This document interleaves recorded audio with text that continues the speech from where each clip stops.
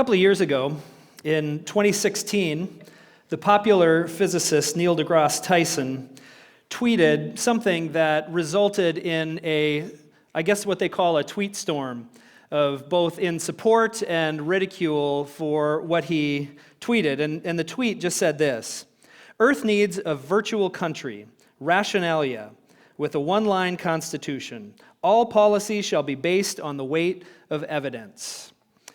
Now, the implications of this, of course, was if we can just get rid of religion and dogma and traditional morality, we could create a better society based on science and reason alone. Now, of course, it sounds really good on the surface. Of course, who doesn't like science? Who doesn't like reason? But the more you think about it, the more naive it actually becomes. The first problem is that there actually have been societies that have claimed to base their morality or to base their laws on reason and science, and the results have been disastrous. Take Nazi Germany, for instance. The practice of eugenics, where people are considered less valuable to society and they would be eliminated because of that, are based on evolutionary scientific ideas, or at least so they say.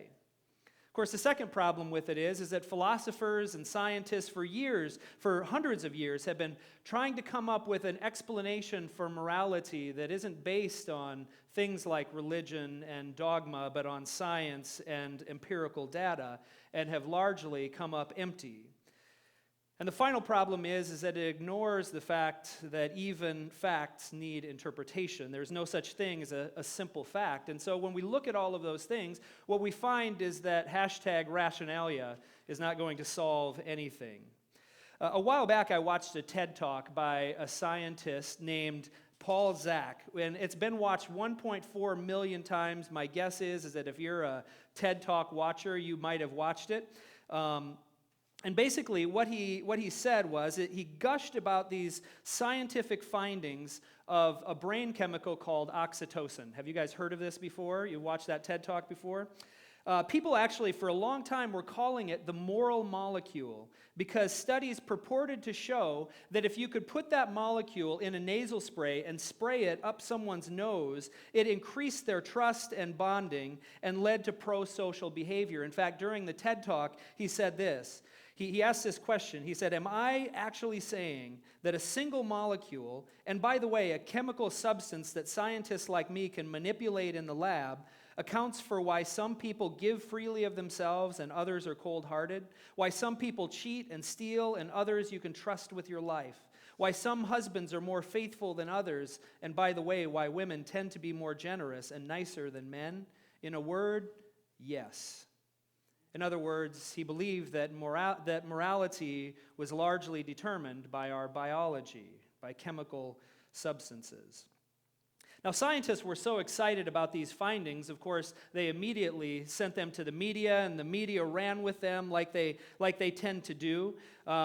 But these studies recently have actually fallen on hard times. The man who originally published the first set of studies went back and checked his work. He re-examined those studies and found them to be faulty. And in fact, they did more new studies and failed to replicate the findings that they had from the earlier studies. Now, before you say this is a terrible thing, actually this is a good thing because this is the way science is supposed to work. You're supposed to be able to go back to be meticulous and careful, but the original studies were not.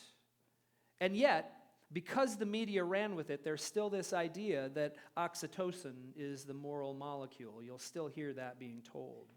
Now, these are just a couple of examples of what I like to call the gospel of science and technology. And we're starting a series right now, today, that we are calling What is the Good News? And we're going to be talking about some of the things that our society considers to be good news. And the reason that we're talking about this is that, of course, at the heart of Jesus' teaching, at the heart of our faith, is what we call the gospel, which is, of course, good news, the good news of Jesus. And there's a lot of ways you can articulate this from a biblical standpoint, but at its heart, it's the basic story of God creating human beings in his image.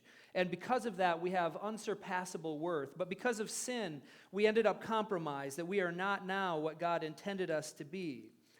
but that despite our sin, God pursued us in the person of Jesus Christ to redeem us, to restore creation back to what it was through the death and resurrection of Jesus Christ.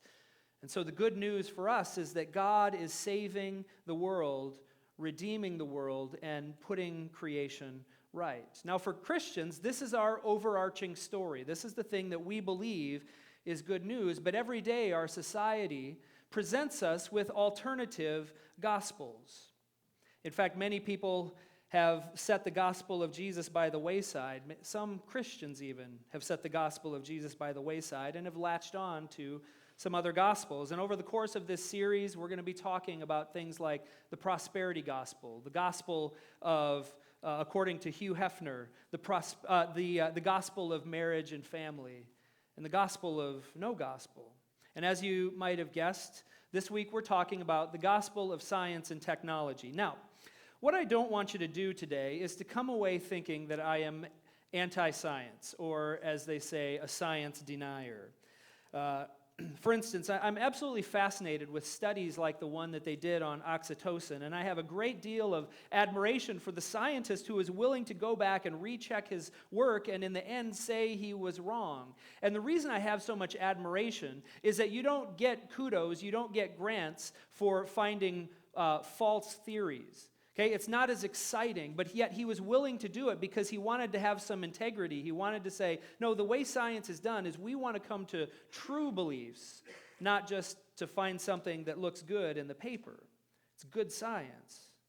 The problem with it only came when the scientists were so eager to find something that they didn't allow themselves to actually do good science. And actually, science and technology have done a huge amount of good in our world. Going back very early on, science and technology, even in their primitive forms, have given us some great things. Just going all the way back to something like the wheel. You know, the wheel is technology that made life better for people. Now, modern medical advancements have alleviated a great deal of suffering, have raised the standard of living, and raised life expectancy for so many people. Because of the science of flight, I was able to go and visit my parents in Arizona a couple weeks ago, and it only took me like 2.5 hours to get there, which is amazing when you think about it. See, science has been an incredible boost to humanity, and I'm thankful for it, and I suspect that you are too. Now, in a sense, you could say that science and technology are good news. And so I want to make sure, first of all, that you hear this, that I am not denigrating science in any way. As a way to understand the natural world, as a way to be able to use things in our natural world, to be able to make life better, it is great. But as a way to explain everything that exists, it is inadequate. It's a great tool, but not a very good savior. Well, if you're not already there, we want to talk today from Genesis chapter 11. So if you're not there, go ahead and grab your Bible. If you want to grab your pew Bible, I don't know what page it is, but I'm guessing it's somewhere in the 1 through 20, somewhere there. And we're going to look at Genesis chapter 11. And this story is something that, I don't know if you've read it before, but it's probably fairly familiar to you. It's the story of the Tower of Babel. Now, most people, and rightfully so, view this story as the explanation of how there came to be a variation in language groups and people groups throughout the world. And it certainly is that. But just like many Old Testament stories, there are other threads that run through the story that can be easy to miss if you don't look very carefully. Old Testament stories, well, New Testament too, but Old Testament stories can be very, very profound if you take the time to really study them and look at them, and that's what we're going to do today. Well, at the beginning of the chapter, it sort of sets the stage by telling us that people had migrated to a plain, migrated east to a plain called Shinar. Now, many archaeologists associate this with the region of Sumer, which is the first known civilization in human history. And it's located in modern-day Iraq, Iran, kind of on the border there between the Tigris and the Euphrates River.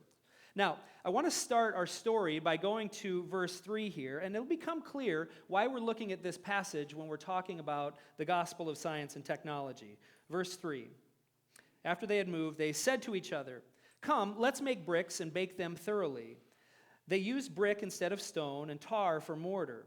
Then they said, "Come, let us build ourselves a city with a tower that reaches to the heavens, so that we may make a name for ourselves. Otherwise, we'll be scattered over the face of the earth." Okay, now what I want you to see is right away here in this story, they're using a new technology. Did you notice that? Okay, you see it? Let's make bricks and bake them thoroughly. Now you say, that's technology? Come on, that's so primitive stuff. You bet it's technology.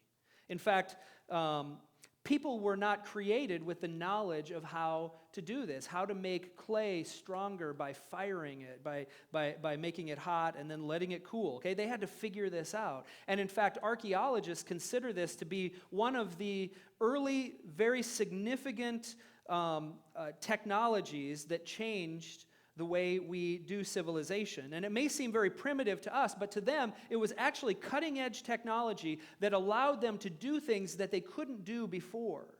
And so they said, now that we have this technology, let's use it. And what did they use it for? And what was their motivation? Okay, let's look at verse 4. It says, "Come, let us build ourselves a city with a tower that reaches to the heavens." Okay, so we say, good for them. They're building a city. Okay, we like cities. We live in a city. But not only do they want a city, they actually want a skyscraper. Right? That's what they want, a tower that reaches to the heavens. Right? So the tower that they built with the new technology is something that we call a ziggurat. Okay, and I think I've got a picture up there for you. Okay, you've probably seen these before. It's a stepped building that are similar to the pyramids, except they weren't tombs, and they didn't have any hollow places inside. They were absolutely packed solid inside. And so they would actually call them, or archaeologists call them, man-made holy mountains, where heaven and earth met. In other words, through their own effort, they were trying to reach God. But actually, their quest was even more ambitious. Okay, so what was their motivation? Well, they had two motivations. Okay, the first is this: so that we may make a name for ourselves. Okay, they wanted to be the first ones to reach heaven. The largest ziggurat is found in Mesopotamia, and it's 7 stories high, or 7 steps high. And they're not like our stories. It actually is about 300 feet high, which is equivalent to a 30-story building. Think about like the Foshay Tower. Right? That's how tall it was, and much bigger than that. And so that's an impressive feat for ancient people. Okay, but what you'll find is it didn't quite do what they intended. In fact, there's a little bit of humor in this story here when you get to verse 7, because it shows the absurdity of the project that they took off on. Okay, they built this impressive tower to reach the heaven, but then God says basically, those guys are doing something down there, but I can't really see. I better go down there and see what they're doing, right? So God had to go down to get a better view. Okay, so that was their first motivation. They wanted to make a name for themselves. The second motivation for the building we find at the end of verse 4, and it says, "Otherwise we will be scattered over the face of the whole earth." And so we want to ask the question, well, why did they not want to be scattered over the face of the whole earth? We'd say, especially as Americans, where's their adventuresome spirit? Where's your manifest destiny, right? There's all of this earth left to explore, and you just want to sit in a city. And so we're kind of ding them for that. But it's actually, there's a reason for that. And the reason is that ancient people believed that there was just chaos beyond the known world. Okay, they had never seen the rest of the world. They didn't know what was out there, and what we don't know, we fear. And so they wanted to build a city where civilization could be self-contained and they could protect themselves from whatever chaos was out there in the world. Okay, now, this seems like a pretty natural human instinct. And so it's hard for us to blame them. They wanted to be safe. How could God fault them for that? Well, to see the problem with both of these motivations, we actually have to go back a few chapters to the creation story in Genesis 1 and 2. Why would it be a bad thing for them to want to make a name for themselves and to not be scattered throughout the earth? So let's go back to the creation account and figure it out. Now, I don't know if you know this, but the ancient world actually had many different creation accounts from all over the place, lots of different societies. But the Genesis account is unique among all of them. Most of them are very similar. They have different names and a few different details, but Genesis is very different than all of them. Now, where every creation account is pretty much the same is that it starts with chaos. And oftentimes it's described as darkness or the sea. The Genesis story describes it as formless and empty, or the deep. Okay?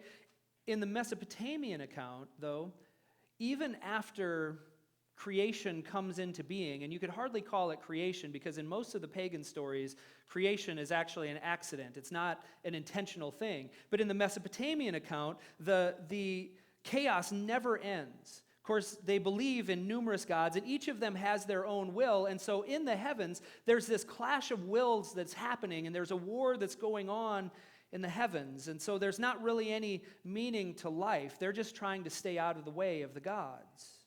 And this is typical of pretty much all of the creation stories, except for the Genesis account. The biblical story is different. Because the biblical story describes God bringing order out of that chaos. Now, when there are numerous gods that war against each other, then you have that chaos. But when you have just one God and one will, then you have much more order. And Genesis describes God's creative process as separating one thing from another. Okay, so if you go through the list, he separates the day from the night. He separates the water from the land. He separates the land from the sky. He takes all the seed-bearing plants and organizes them according to their kind. God is differentiating things. He's taking the chaos and he's bringing order to it. And finally, God separates male from female. And this is how God brings order to a chaotic universe.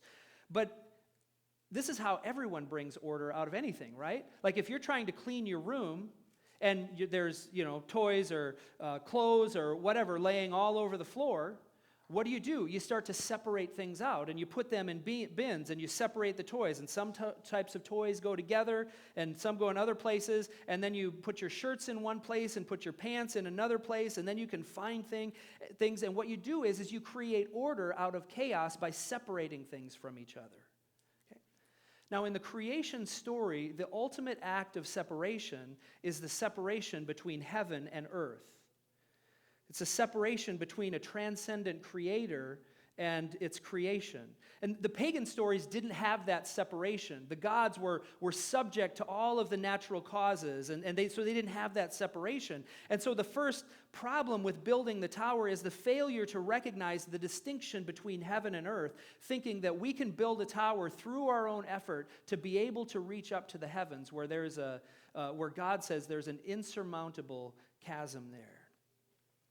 But this story also gives another not so subtle nod to another part of the creation story, the sin of Adam and Eve. If you remember,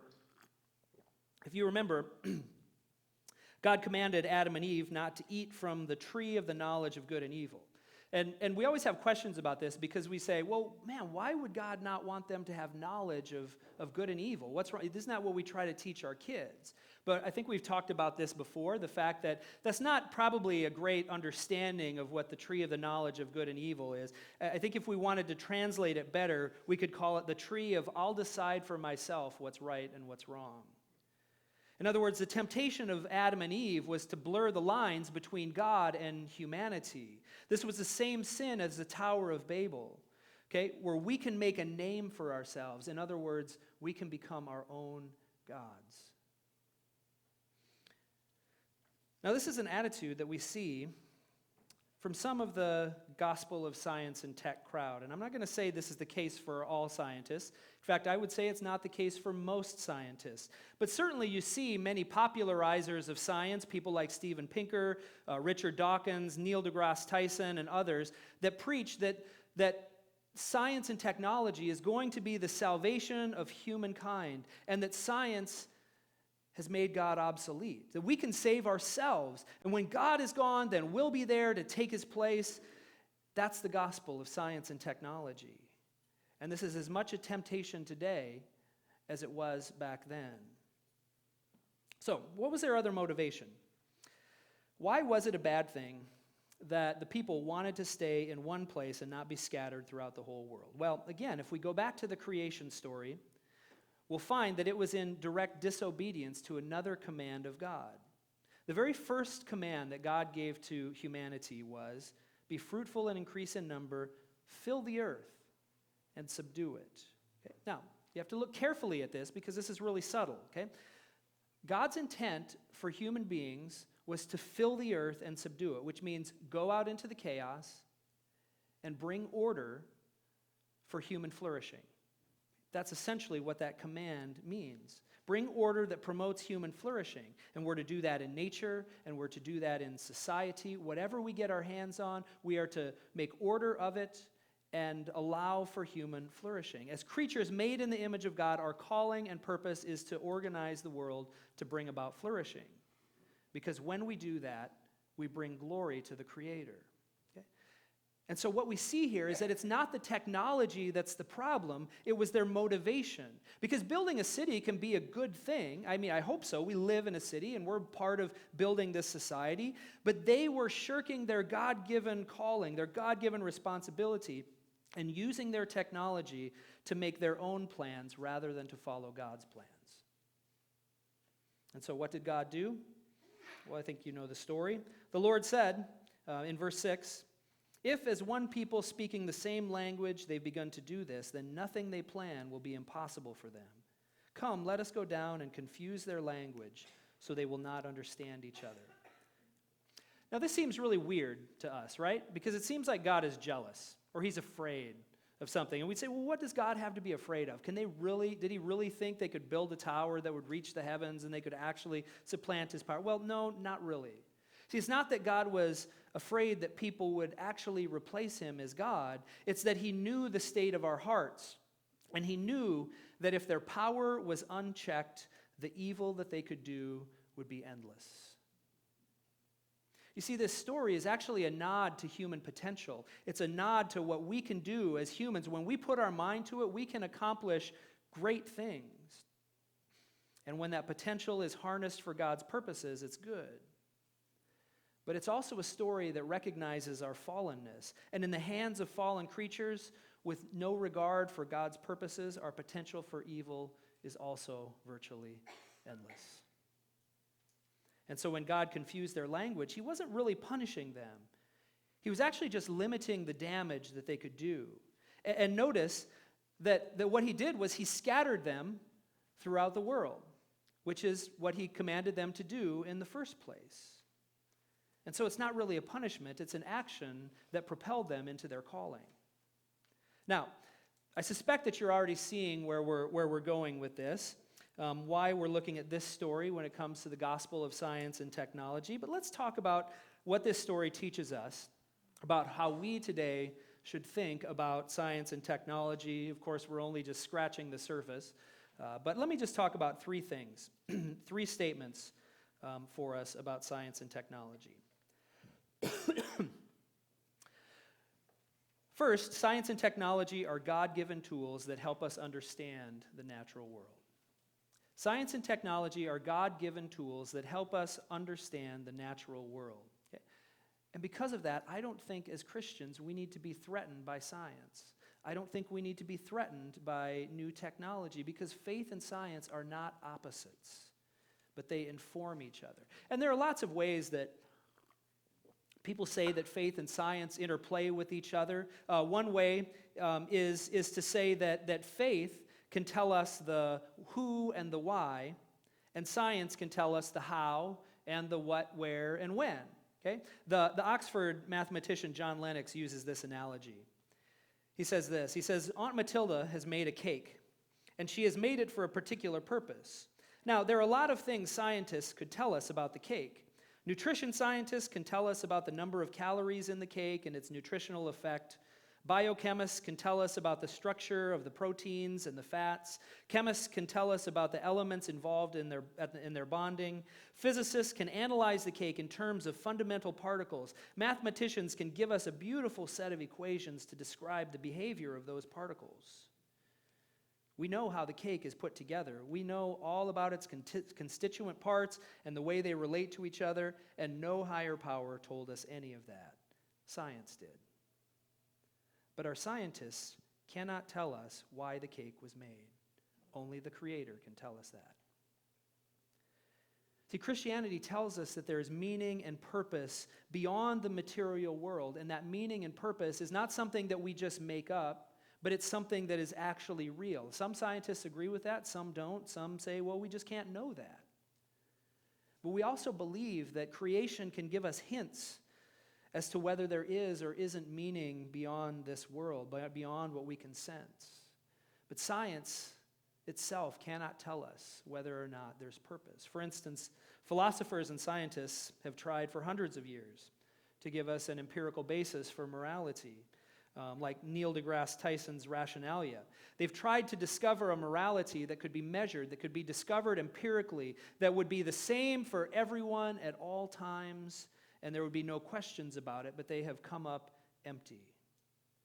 And that's because morality is about the why. Science can't give us the why, and if you don't have the why, then it's really hard to answer the how.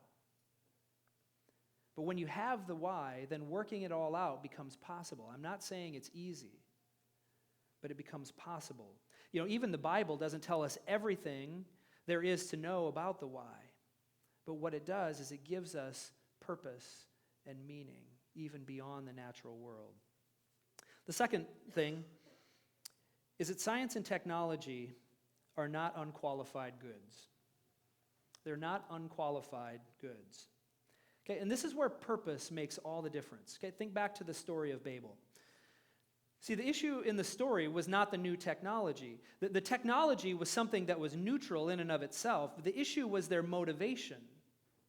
Okay. If they had taken their brick technology and said, how can we bring this along with us and make houses that are stronger and more weather resistant so that when we go out into the chaos and we start building cities out there, we can be more protected, then great. But instead, they use that technology to make themselves great and to try to subvert God himself. And it's easy to see this kind of thing in the world today. Science has done an incredible amount of good for human flourishing. In fact, many scientists view their knowledge as a way to obey God and to serve humanity. Modern medicine, like we talked about before, has alleviated a great amount of suffering. Agricultural technologies have developed more effective ways to produce food to the point where if governments had the will, we could feed every single person on the earth for the rest of their lives. Air travel and digital technologies have allowed us to stay connected over long distances. Some of those things we even use to share Jesus with the world. There's so many great things that have come out of science and technology. But there's also been a great amount of evil and suffering that's been done through science. I mean, think about things like the nuclear bomb and other weapons of mass destruction. Biochemical weapons. Think about the practice of eugenics. Man, a couple years ago, or maybe within the last year, I read that Denmark has almost completely eliminated Down syndrome from their society, but not because of anything that they're doing through genetic cures, but by aborting 98% of babies with Down syndrome. I can't imagine. For all of the good things the internet and smartphones have done, there are also downsides too. Maybe the biggest evil is the proliferation of pornography that exploits women and addicts men and is actually addicting more and more women each day. And while social media connects us, the algorithms that are used by these companies are adding to the social distrust and the divisiveness of our society.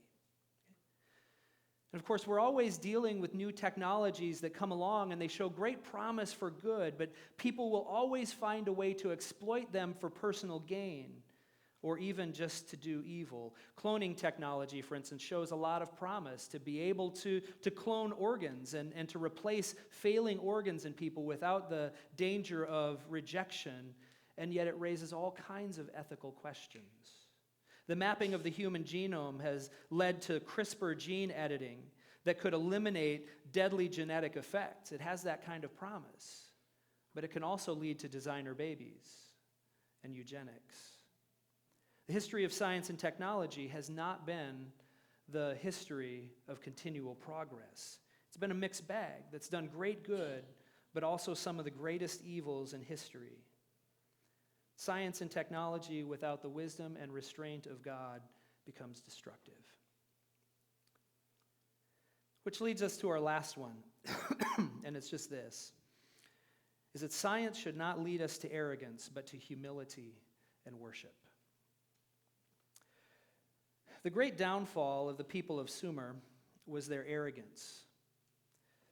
It wasn't their thirst for knowledge, but it was their thirst for power. When we're doing science to see what we can accomplish, oftentimes we end up worshiping ourselves and what we can do. This is exactly what the Apostle Paul wrote about in Romans chapter 1. He said, "Since the creation of the world, God's invisible qualities, his eternal power and divine nature have been clearly seen, being understood from what has been made, so that people are without excuse." And here's the key. "For although they knew God, they neither glorified him as God nor gave thanks to him. But their thinking became futile and their foolish hearts were darkened. Although they claimed to be wise, they became fools and exchanged the glory of the immortal God for images made to look like mortal human beings and birds and animals and reptiles." See, while there are many people today, scientists, even atheistic scientists, who will acknowledge the beauty of creation, that doesn't mean that they acknowledge the one who created it. Instead, it leads them to laud the accomplishments of humanity. But Psalm 19:1 says, "The heavens declare the glory of God." And Proverbs 9:10 says, "The fear of the Lord is the beginning of wisdom, and the knowledge of the Holy One is understanding." You see, if we start with the fear of the Lord, then when we study nature, we come in awe of the Creator. So we close today. I want you to close your eyes, and I want you to imagine this for a moment. Maybe the worship team can come up as we're closing here. Just close your eyes for a minute. Take a breath. And I want you to imagine yourself traveling through space.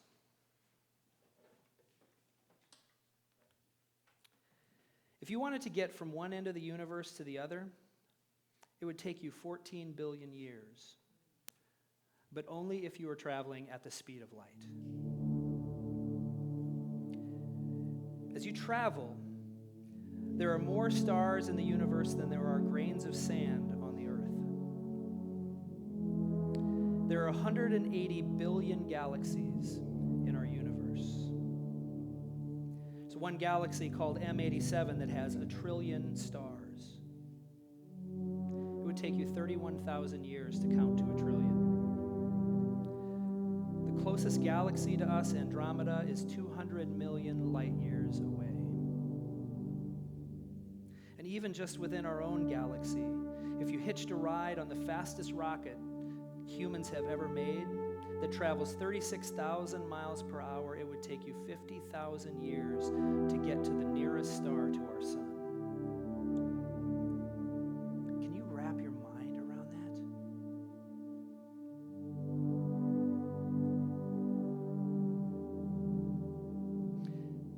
And yet the most complex, least understood object in our universe is the human brain. Imagine yourself in that picture that we painted of the universe and listen to the psalmist from Psalm chapter 8. "When I consider your heavens, the work of your fingers, the moon and stars which you have set in place, what is mankind that you are mindful of them? Human beings that you care for them." When David wrote that, he didn't have telescopes. He didn't have the science to be able to measure just how expansive the universe was. How could we possibly believe, as we look at the universe, that we could do anything that could amount to anything? That we could create our own good news? But see, the good news is that we have a God who stands outside of that universe, outside of that creation, who knows us by name. He knows everything about us. loves us. And he came down to earth to live among us, to be one of us.